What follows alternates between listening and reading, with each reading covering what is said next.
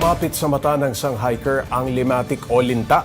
Kusa raw itong natanggal matapos makasipsip ng dugo. Pero ano nga bang dapat gawin kung mangyari ito sa inyo? Para bigyan ng mukha ang balita, Mobile Journal Ray Vicente. Hilig na talaga ni Jovi na umakyat ng bundok. Nitong Disyembre, Mount Malinaw sa Albay naman ang kanyang pinuntahan. Pero paakyat pa lang, may kumapit agad sa kanyang limatik o linta.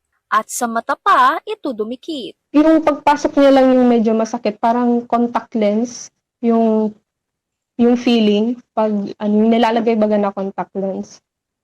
Tapos pagdating naman sa pagsak ng blood, since they secrete an anesthesia, di mo feel yung sucking motion niya. Sinubukan daw ng kasamahan niyang alisin na limatik gamit ang tiani, pero hindi umubra. Super nipis pa niya that time. So sabi ko, wag na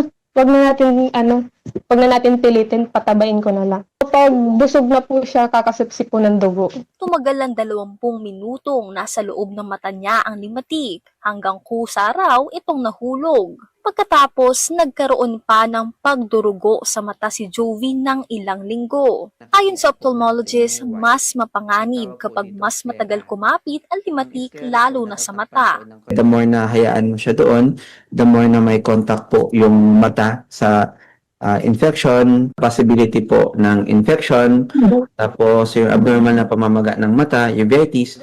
Dapat daw tanggalin ang limatik kahit slowly but surely. Sabi pa ni Doc, pwedeng gumamit ng saline solution panghugas sa bahagi kung saan nakakapit ang limatik. Kung kaya namang madala sa espesyalista, ito pa rin ang mas mabuting gawin. Under the microscope, tapos using finer instruments po, and mag-apply din po ng topical anesthesia. Dahil sa insidenteng ito, doble ingat na raw si Jovi sa kanyang mga hike. And umakyat po kami noon sa Mount Malinaw.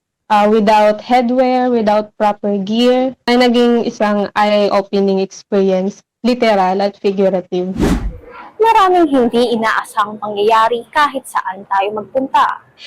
Kaya dapat nagbaon na kahandaan, lalo kung aakit ang bundok.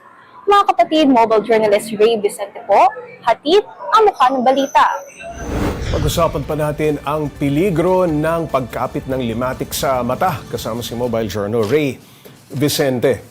Ray, naipagamot ba ni Jovi yung kanyang mata after kapitan ng limatic? Papsi, kung makikita nyo nga sa video, nagdurugo pa yung mata niya weeks after, days after na nangyari yun. Pero hindi na niya pinagamot kahit may ganong Yes, Papsi. Kasi ang sabi niya, ay ang importante raw, wala raw siyang nakikitang blurry vision. So kahit namumula, wala naman daw siyang ibang naramdaman, kaya hinayaan na rin talaga niya. Oo, balikan natin, Ray. Paano naman nasiksik yung limatic dun sa mata mismo? Kumapit agad, Actually, Popsi, hindi niya talaga alam, hindi niya naramdaman kasi ang sabi nga niya, parang bigla na lang pumasok.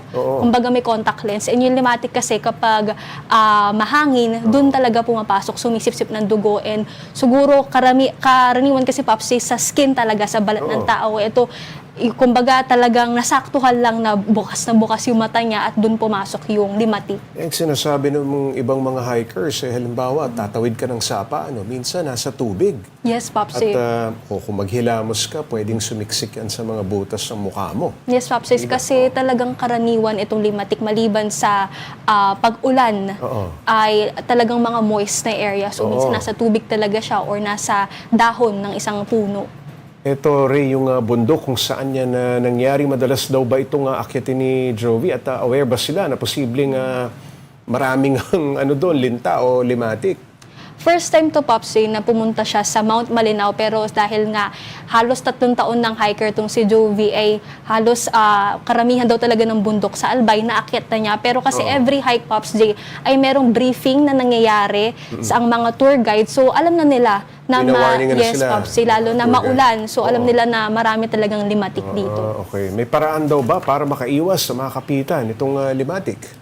Cover up talaga, Popsi, yung una talagang advice ng mga tour guide. Ito si Jovi talagang isa sa mga pinagsisisihan niya na hindi siya nagkaroon ng mga gears, nag-cover up, lalo t-shirt, pati shorts lang yung hawak niya. So yun yung isa sa mga ina-advise talaga ng mga tour guide.